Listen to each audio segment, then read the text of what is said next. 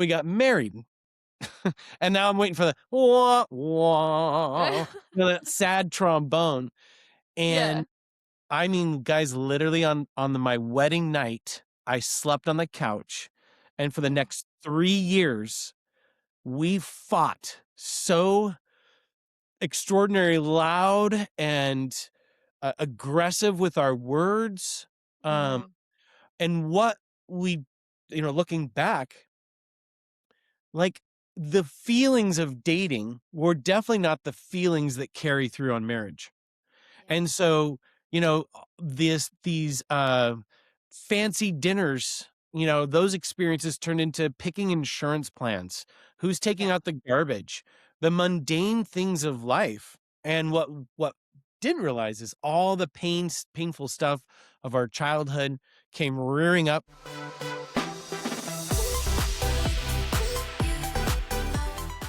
Welcome to Extraordinary Stories. I'm Christine Butler. This is my co host and the love of my life. Aaron Bear. Today we have Casey, and Casey is one of the coolest guys because he's in one of the best relationships. He's the author of this book. Everybody, welcome Casey Caston. Thanks so much, you guys. And I'm down a partner because she's not feeling too well. But so I'm going to try to carry the team. Yes, Okay. exactly. So, Chris Jester nominated you to be on Extraordinary Stories. How do you know Yep. Chris? Chris and I are in EO together, Entrepreneurs Organization, at a local chapter in Orange County. And I have enjoyed several trips on his catamarans to Catalina Island. Catalina. I have not gotten to Catalina yet. I got halfway there, but beautiful, beautiful boats. I Yes. I will say. Yeah, I've known Chris for a long time, so he runs an incredible operation over there at Sail Time, and it's definitely a benefit to have friends like that, right, Casey? Friends with boats are always better than you having your own boat. So there you go. Yeah, exactly. Right. Well, obviously, you're extraordinary for many reasons. Tell us a little bit about you and Meygan. Yeah. Actually, I feel very as like an ordinary couple and an ordinary journey that a lot of couples go on. I'll give you kind of the top notes. We met and fell in love in college. I was a freshman welcoming committee, and she was the doe-eyed freshman that was coming in. Spotted her from across the campus. I was like, "Hey, you need a private tour," and I'm going to volunteer myself to do that. So, I mean, 2 years of us dating, and it was amazing. Like, guys, I wrote a song for her, and I sang that song. As embarrassing as that could be for most people, I mean, the kind of energy that was created, everything that was in her life was so different than what was in my life. And Mm, so truly opposites attract. And we bonded. The date nights, the late night walks on the beach. I mean, every moment was like a picture moment of like, this is incredible. So then it mhm. came time and we're like, let's do this forever. This is going to be a fantastic life with you in it because you make me happy. So then we got married. And now I'm waiting for the wah, wah, that sad trombone. Yeah. And I mean, guys, literally my wedding night, I slept on the couch. And for the Mm, next 3 years, we fought so extraordinary loud and aggressive with our words. Um, mhm. and what we, looking back, like the feelings of dating were definitely not the feelings that carry through on marriage. And Yeah. so, these fancy dinners, those experiences turned into picking insurance plans, who's taking Yeah. out the garbage, the mundane things of life. And what didn't realize is all the painful stuff of our childhood came rearing up. My mom's been married 6 times. So between both sets of parents, actually there's 12 marriages. So we Mhm. Wow. from like an an extraordinary a level of factors that worked against us, like affairs, and betrayals and mental health and narcissistic parents, like all of that stuff, drugs. I mean, it all was from our childhood. And so when we came into marriage, we thought we were jumping into like the safety cocoon of our dating experience. But then, like, clashing up against each other in daily life became like intolerable. And Mhm. So, so it just was Ca- exploding. yeah, Casey, just to dig a little in because want to talk about that feeling shift that you had. I guess on your wedding night that you're on the couch and you're laying there probably looking at the ceiling like, what did I just do? And then what was that shift and what actually happened? What was the weight that was put on you? I mean, I think a lot of people sometimes feel that the weight might be taken off. It's like, oh, now we're married, we're forever, Yeah. we've won the prize. But what happened, share, from your perspective. Would love to learn a little bit more about that. Sure. I think we believed in all of the Hollywood myths that love is all you need. I found my soulmate, which is someone's probably thinking, yeah, soulmate, someone where I integrate my life so easily that it's just perfect, which is, Right. incredibly, that's just so wildly fantasy driven. Like, we're just going to, bloop, it's going to be easy. Um, that, if it's true love, it shouldn't be this hard. Mm. So I think I fell for all of those scripts that I believe, and all couples do. They get into Mhm. that place, and then all the fighting came out because we were so angry and upset, and that each other was the problem. It wasn't me. We'd fix everything if Megan had figured her, side of the fence out.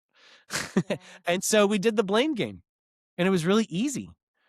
Yeah. So I noticed that a lot of couples have that blame game. Do yes, you have a technique to, like, become one? So you're in, not fighting each other and you're in, fighting in the problem, not yeah, yeah. Well, so funny. I was just coaching a person today. We were talking about the mentality that they came into marriage, which was, hey, I've got a winning plan. If you just follow my lead, everything will be great. And Yeah. she's over on the other side going, I feel controlled and stifled. And Right. so we unpacked that the game he played for marriage was like boxing partners. One person's winning, which means other person's losing. And Right. you don't want to be the loser. So you want to win. And the reframe that we talked about is this is a team sport. It's about collaboration. And actually, the game that we're playing is connection. Mm. More times we're connecting, that's when we're winning. When we're not connecting, we like in the boxing, you're adversaries, Mhm. right? Winners and Mhm. losers. With a team sport, it's us against everybody else, against routines, against distractions, against mother-in-laws, against Yeah. bills, finances. It's us as a team. So Against it all. yeah, so one of the things that Meg and I say all the time, it's Team Caston. And this is Mm. something we teach our coaching clients is like Team Caston. And we high five each other. And you know what? That book launch came out, man, we high fived each other. We're like, Team Caston, we got this.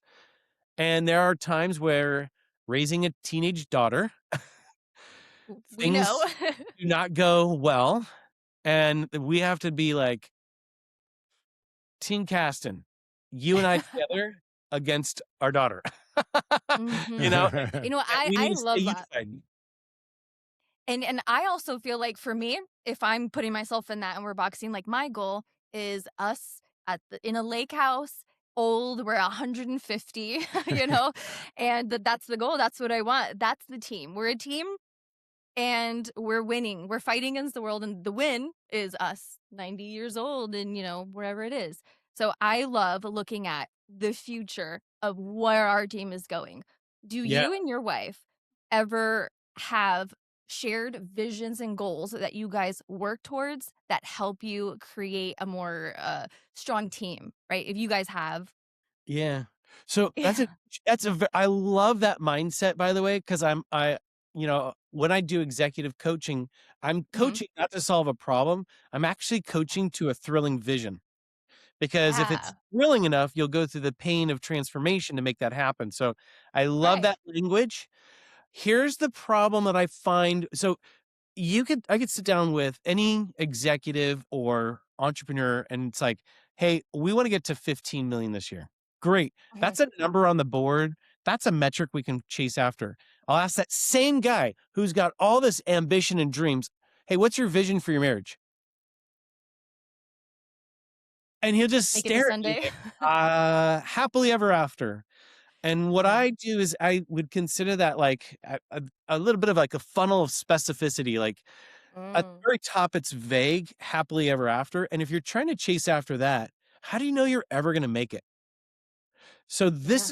this is where I come in and I love talking about a marriage operating system and this idea of creating systems and structure, which sounds totally unromantic. I get it. Because if you told me that when I was first married, I'd be like, no, no, no, love is everything. Great. And then I found out this love isn't the foundation of relationships. What is it? Trust. Mm.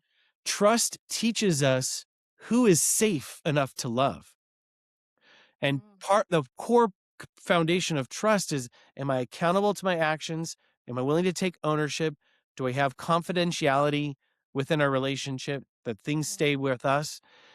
And trust to me is like really deeply linked to structure. Like we creating a structure. Love is like the emotional aspect, and that's great. Mhm. But if you create structures of trust in your relationship with some of these tools that we write about, that's the kind of container that holds all the love and the romance and the connection and the fun and the laughter.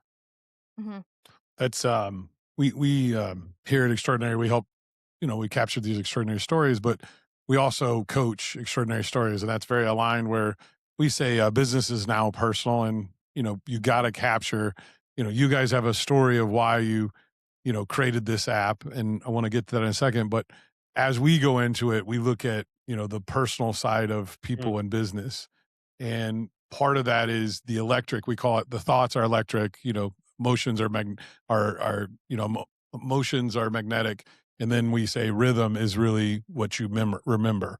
So we develop out these stories for our clients, and we'll literally do that during this interview, because what we're wanting to pull out, and it's like so aligned with what you're saying. So it's very validating in one way. Is um, the electric is like the bullet points, the magnetic is the love that you said, it's the emotions. It's like, how do you pull that back to the structure? Because at the end of the day, you want people to connect with those thoughts, but you can only do that through emotions. What would you say to that? How would you advise us, as a company that's helping tell extraordinary stories from a marriage perspective, when we're telling a story about the marriage that we're in, or the marriage that we want to co-create together? How does that, going a little deeper into this conversation, how would you create that? If I think I understand your question, I would probably go, we live as successful entrepreneurs, and I coach professional athletes, uh, hard driving, high performing, high achieving entrepreneurs Mhm. that live very public lives. Okay. And they live their life with such intention. They've created those systems and structures in their business. And that's funny because we've been talking about that offline about this business operating system, right? The SOPs, the KPIs, these these things that we create that guarantee success, literally, Mhm. right? And especially when we're playing the game of business, that's very important to us. There's team members, there's culture, there's cash balance, like all of these, everything's been systematized. Okay. So that to me is living a life of intention and purpose. Now, I love the word. I don't know if you've ever done a deep dive on intention. It's the Latin word for intendere, which literally means to stretch forward. Okay. So when I'm living a life of intention, I'm being proactive. I'm Mhm. stretching forward up to a vision, to your point you said earlier. We're stretching forward to a vision whether it's success in business. And Mhm. we've systematized those in such ways that we have leading indicators and metrics that we can follow. Okay. So that aligns with a lot of entrepreneurs. Mhm. And when we come home, Mm. we're like, we've really indoctrinated ourselves with this idea of convenient and comfort. And if you think about all the marketing campaigns are all about get comfortable, take this pill and it'll all be gone, right? Yeah. All your problems. Use this machine. It'll be very convenient for you. You're going to save time and energy. Yeah. But the reality is marriage is oftentimes inconvenient and uncomfortable. So we have tendencies to avoid, and when we're avoiding, we're being reactive and we're not stretching forward, we're Mm. leaning back. And we're just kind of along for the ride. And one of the key tenets to this book is all about the fact that we unintentionally, there's that word, install bad habits into our Uh-huh. marriage. And then if we're not, so we're not being purposeful with our marriage, that's when we start to see the gears start to slowly grind and it's hard. And yeah, marriage is hard. That's what I hear from people. Or, gosh, the ball and chain, I just feel like I'm stuck, I'm Mhm. trapped, and things like that. And it's the story we tell ourselves about relationships. Yeah. And so if your marriage is hard, lovingly, I would say maybe you're doing it the wrong way. Make it unhard. So, Right. so Casey, to your origin story, I had a little conversation with you yesterday prepping for this, and you literally used this word 3 years into your relationship that you almost had a hate, and I saw on your video, your wife and I talking about that on the website. From 3 years in, Mm, and you're going to do this thing forever, right? And I liked how you framed it. If you could tell us that story, because I think a lot of people want to hear, you're extraordinary, this ordinary couple that was going down a road, doing everything that almost every couple does to get a divorce, to yeah. now being the leading experts in the world, having hundreds of thousands of people on your app and Yeah. soon to be bestseller. Hey. So Um, so yeah, and it was funny because um the thought around being an ordinary couple, um it really is interesting because when we hit year 3, we were looking at divorce papers and calling it quits. And what's funny is every day thousands of couples get divorced and they tick the box irreconcilable differences. Mhm. And I'm here to say every single couple out there has irreconcilable differences that will never go away. But if we, and just to, I'll get back to my story, but I just want to say we have a chapter. One of our habits is leveraging your differences and reframing them not as liabilities, but as assets. Mhm. What's studies have shown time and time again, as old as age is time. Wait, I didn't think I get that As one right. old as the time of age. Yeah. Okay. Kids, the healthiest setting for kids is to be raised in a home with a mom and a dad because you have feminine energy that's soft, gentle, it's warm, it's like a soft blanket, right? That's Mhm. that kind of energy. But they also need the masculine energy. They need a dad who's like, if they're cliff diving, go higher, take a risk. Yeah. And a present father installs confidence in their children to say, I can take a risk because my dad's got my back and they Mhm. can do great things and they're resilient because of that. Um, Anyways, all that to say, that's two different energies. Those Yeah. are differences, but they make something beautiful, just like a band. Could you imagine if everybody's been playing the drums? You get bored Yeah. within 30 seconds. It'd be a mess. It would be a mess. It'd be a loud mess. Mhm. So Yeah. go. I was gonna just kinda add a little bit to the feminine and the masculine. So he and I are actually currently writing a book on that exact thing. And it's something we are, and it is something that is a huge underestimated problem in America, and probably the world. Do you know what I Mhm. mean? Yep. And I love that you have this in the book because, like, the indifferences are truly more valuable than anybody thinks. Yes. Aaron, you and we've been floating along the same wavelength, and that our worlds colliding. You're like, oh my gosh, you're reading from the same sheet of music as I am. I love it. Yeah. It's so aligned, and I'm so appreciative of what you've created as well as tools and resources and awareness for others. So appreciate you, brother. Yeah, no, I appreciate our conversation, and I look forward to, continuing our relationship beyond this, Yeah. maybe on a catamaran going to, Catalina Island. Yeah. Love it. So But let me tell the rest of our story because I do think it's really important. And again, it's another one of these like ordinary journeys from a couple Yeah. under extraordinary circumstances. Um, Rarely do I ever meet a couple where both people want to work on their marriage at the same time. Mm, that's interesting. Only when it's become too painful that they both have to address it. So they gotta And hit a wall. you got to hit a wall. You got to hit rock Okay. bottom. And then, that's when it's like, okay, this is actually really painful. She's separating from me. That those kinds of stories kind of come up. Mhm. So Megan was like, this douchebag that I'm married to can't get his act together. Let's go to counseling. And I was like, no, I'm not doing that stuff. So Mhm. she goes to counseling and sits in the therapist's office and starts griping about me. This is the story she tells. So I can tell on her behalf. And it was just griping about how bad of a husband.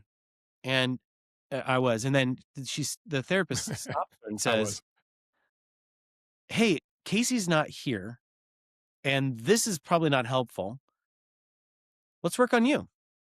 Let's Mm. talk about what you can own." And she then said something to Megan that has now become our tagline, which is, if you want to make a better marriage, it starts by making a better you. Mm. That's beautiful. And that's a message of empowerment. That's a message of hope. It Mhm. also sucks. Because if you Why? wanna make a better marriage, make a better spouse. Come on. It's not me, it's them. They're the problem. It's the blaming we talked about, right? Yeah. And so she worked on herself for about 13 months, and the best analogy I could say is, it was like we were doing this toxic tango. We're in Mhm. the boxing ring, where somebody's winning or losing, and then all of a sudden, she does the cha-cha, and I'm like, "Wait, I Where do I go? this is a different dance. I don't know this dance." And I had to respond to that. So one of the things that she did was she set boundaries about how I was going to talk to her. Now, boundaries Oh. are always about us, what we will and will not tolerate. So it wasn't like, "Oh, you can't talk to me that way. That's a boundary." It's actually, the story goes, I came home from work one time. I was super pissed about something she had said to me earlier that day. I'm all red faced. I'm like, "You're going to hear from me right now." And then she saw me coming and in like the most calmest voice says, "I can tell you're very upset right now, and I would love to have a mature conversation. Why don't you take a walk outside, take a beat? I'm gonna be sitting on the couch waiting for you when you return, and then we can talk about it. I want to hear what you have to say." And I was like, "What?" This How feminine. totally different rule of engagement. Yeah. And that was the slow change where I realized, like, okay, I'm the unhealthy spouse here. And I didn't wanna be the unhealthy spouse.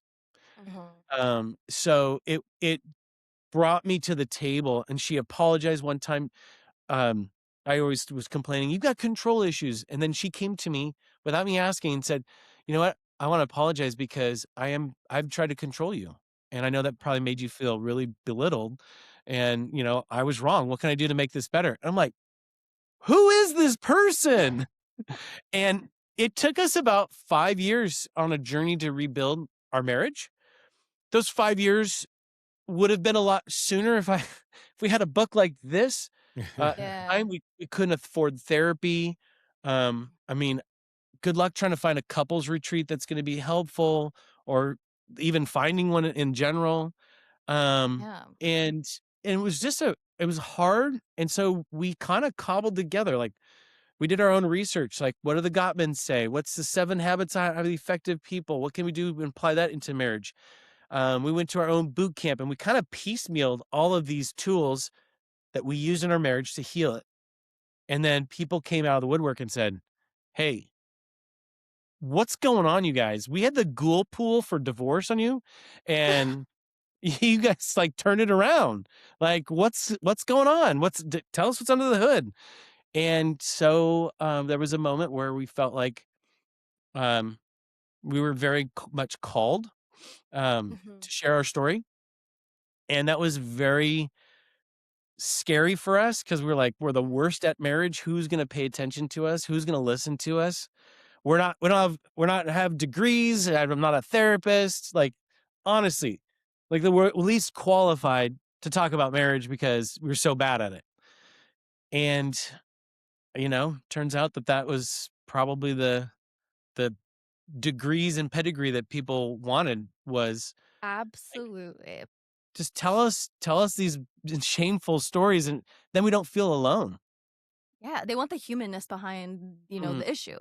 And yeah, I think that a lot of people resonate with what you and your wife went through, because it's something that everyone kind of goes through. Do yeah. you and your wife have like any special like key looks or words or anything that where you guys look at each other and you just like kind of know she's yeah, like what do you guys have? Keywords or key looks that do what? I'm sorry? That like just like if you're done and you can't have the conversation or you're overwhelmed or you just know that it's Oh, not going to be a productive conversation. yes. It is the tool that saved us from really, really damaging our relationships is one of our Yeah. habits, and it's called the code word. And so the way I describe it is when couples are communicating, Mhm. right? Um, because of irreconcilable differences, we can find ourselves in conflict when we have two divergent thoughts. Okay. So, "Oh, I'm thinking it's this way, or we need to parent that way, or should we buy the $600 blender or save our money?" Like, like we have two divergent thoughts, Mhm. and all of that's healthy because that's conflict's going to happen. Totally. Then what happens though, if you move from communication to conflict and you don't have a tool, you take things personally. Maybe there's some insecurities being pricked or some like defensiveness coming up. Mhm. Then we move into combat. And combat is where all of like the memories that are, uh, all our neighbors had to hear us yelling, and we were, in combat. And I Mhm. loved World War II strategy was for the US overwhelming force until the enemy capitulates. And I mean, we do that in marriage. You're going down. Oh, you're going down. You hurt me emotionally. And so the code word is that word where it's like, pineapple pizza or something funny like Chaz needs a walk. Pickles. Yeah. So and it's Is that something our code word? I thought you were actually asking about a safe word because I remember there's a section here at sexy time, and I was like, yeah, sexy "You time. asking for their safe Are they word?" the same or are they different? So it's something that's supposed to be whimsical that when someone drops it, it's almost like it like perks your head up like, "Oh, wait, Yeah. we're gonna start damaging ourselves and our relationship," which goes back to when you're in combat, guess what's being torn to shreds? Trust. Yeah. So Casey, on this, I have a saying I always like to say is, "With patience, everything happens fast." And I think I'm sitting here listening to your story, not understanding how you were patient enough to get to 3 years, but then to spend 5 years That's what I doing was that. thinking. Like, I wanna understand your resilience as a man and as a that you stuck in there and that she stuck in there, and especially as she went and did the work. Obviously, I couldn't imagine, the shame and guilt maybe that she brought onto you coming home from doing this work. So, how did you have that patience? I would say my faith was something keeping me tied down. That was really important to me. Uh, and I think another like so I had like 10 different iterations of home life before I hit junior high just because of the revolving door of stepdads coming through. And I had like my only like really mature conversation I've ever had with my mom as an adult was many, many years ago. It was like when we were first married, but you know, she was divorcing her fifth husband, and I was kind of like confronting her with it, like, wow, like, I mean, what's going on? And she's like, man, I just don't know how to pick them. So it's not her fault. She just doesn't know how to pick them. And I could tell like she wasn't happy. Mhm. So there was some realization like I could bounce, but I'm wondering if I could build happiness back in my own relationship.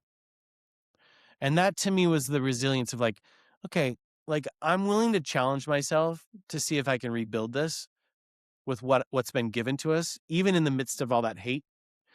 Um, but also realizing just walking away, not necessarily going to be the the magic You pill, didn't want right? to you didn't want to repeat that cycle that you saw No, that no, and and then that I that think it's scared me.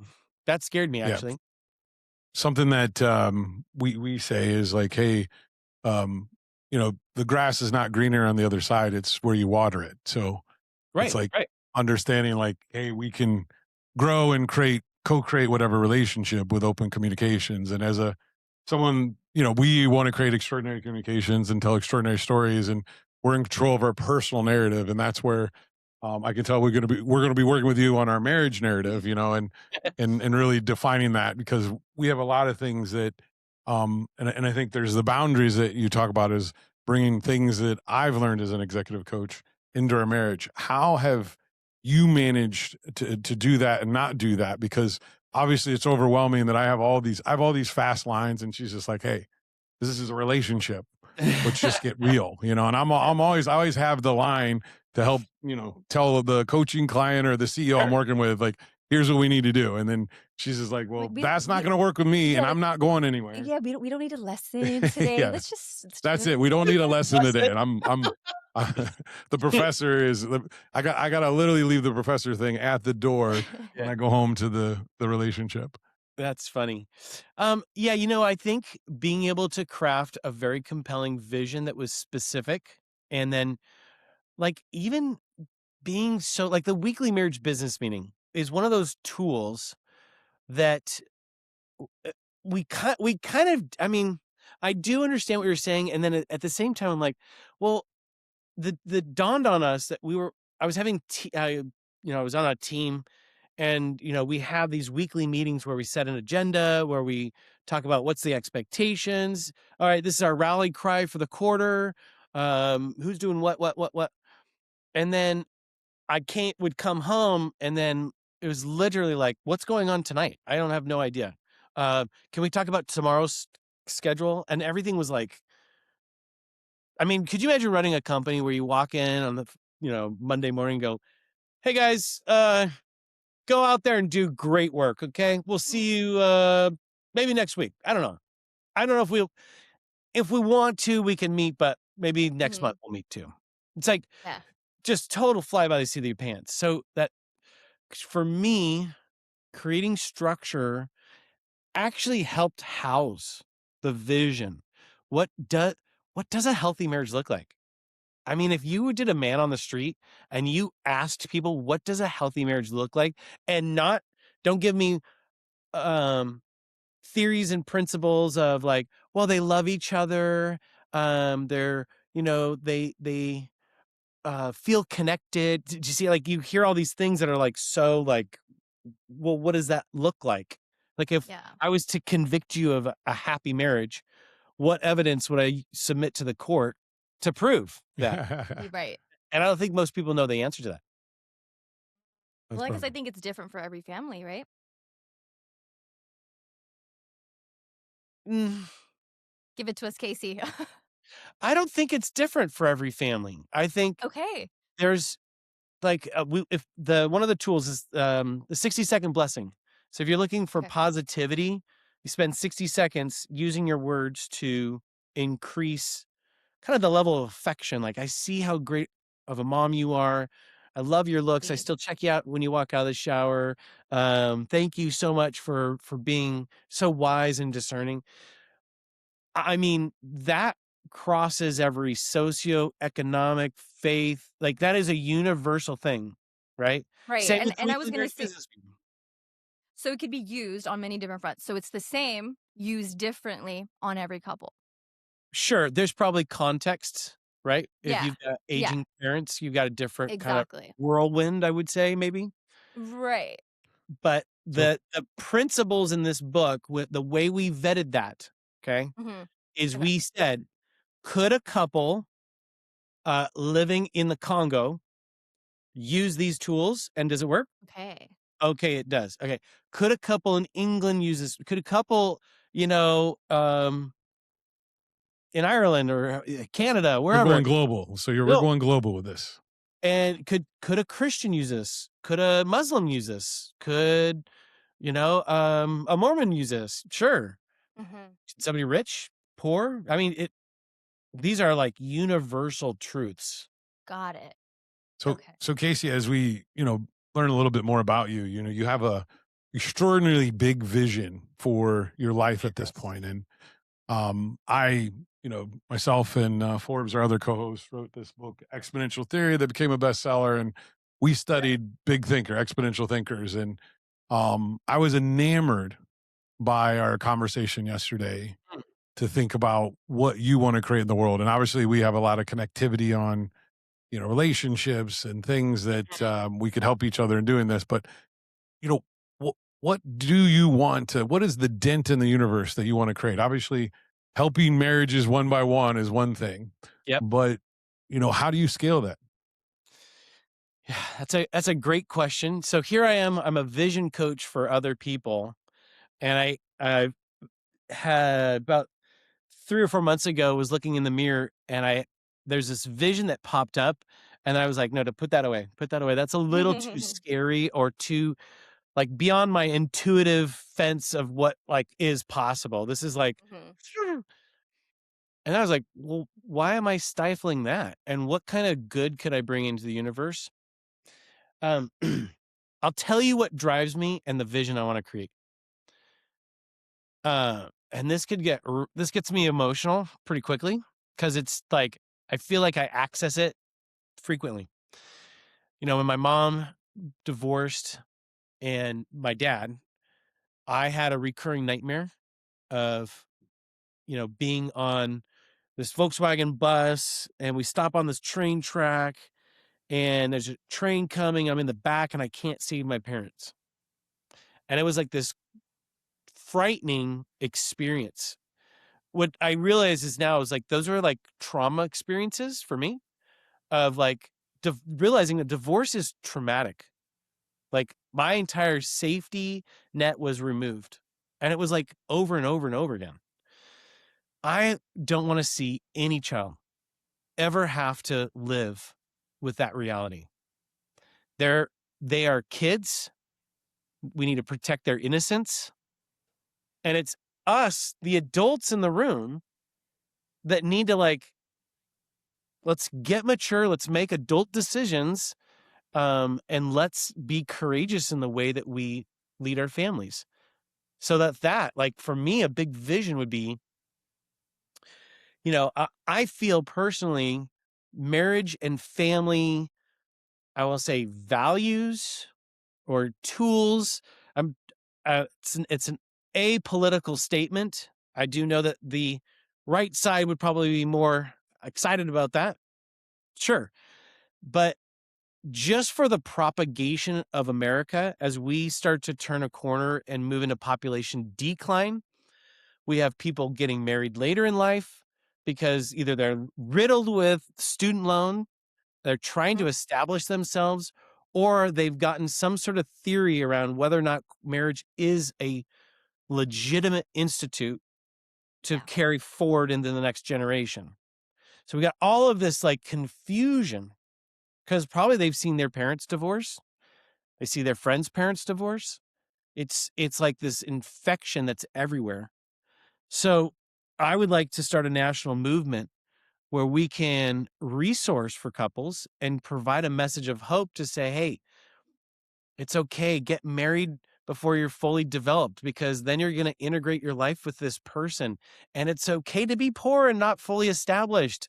And here's Mhm. some tools. And by the way, here's some voices, here's some stories, and here's even some funny marketing to reestablish and honor marriage again, because marriage is the foundation of every society. And when you break that down, you will literally be breaking the fabric of society. And I think we've been experiencing that writ large in America right now. Yes. Yes, I couldn't agree more. I could not agree more. And so what you're doing is extraordinary. You are changing the world, quite Mm. literally one marriage at a time. We have a question for you. We ask all of our guests, what piece of advice would you give our extraordinary members watching? But I want to customize this. What advice would you give us? Aw, well, as you guys start to form a life together, I think that stretching forward and creating structure now, like this is, I know that's the marriage habit, but anybody that's in a committed relationship needs to look at, how do I apply some of these tools? Um, and when you do, when you install these healthy habits, you will never be in a place where you have to work on your marriage because it's breaking apart. You're literally actually guaranteeing success with intention. Intention. Wow. That's that's a new way to look at it. I use the word intention a lot, but I don't think I've been used in the proper way. uh, so Casey, in this big vision, what's to close us out, what's next for you and Meygan? I was afraid of this question. The vision is scares the crap out of me, first of all. I Good. Yeah, I know that's good, and at the same time, like, because I don't want to be a bullshitter, or someone who doesn't like, oh, yeah, that'd be great. And I'm not just interested in doing this. He's really stalling right now, though. Really stalling not to tell us this. So what's you know what my next step is? Are you talking about this vision? I think Yeah.